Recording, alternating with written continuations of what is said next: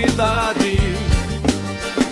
Diz que passa o dia inteiro marchando na santidade. Diz que ora em mistério, que tem muita visão. Mas quando termina o culto vai falar do seu irmão. Presta atenção, igreja, no que eu vou lhe falar. Fogo que é de Deus não serve pra fofocar. Quem vive vigiando a vida de quem passar, no dia do arrebatamento na terra vai ficar.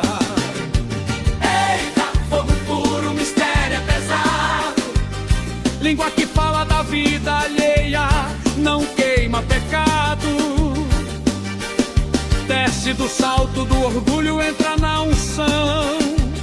Deus não toca de fofoqueiro, quer renovação.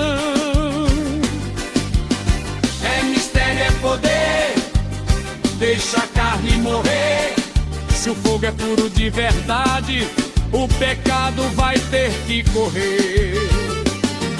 Segunda estrofe sabe tudo da vizinha, sabe a roupa que ela usa.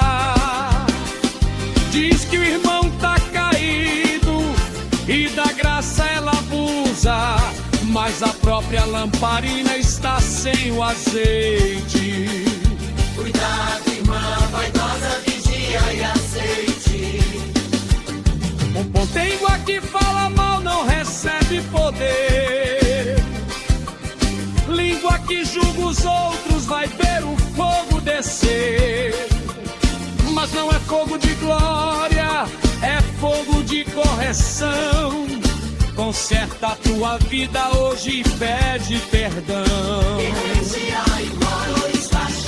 E ele quer uma igreja santa e não gente murmurando. Glória!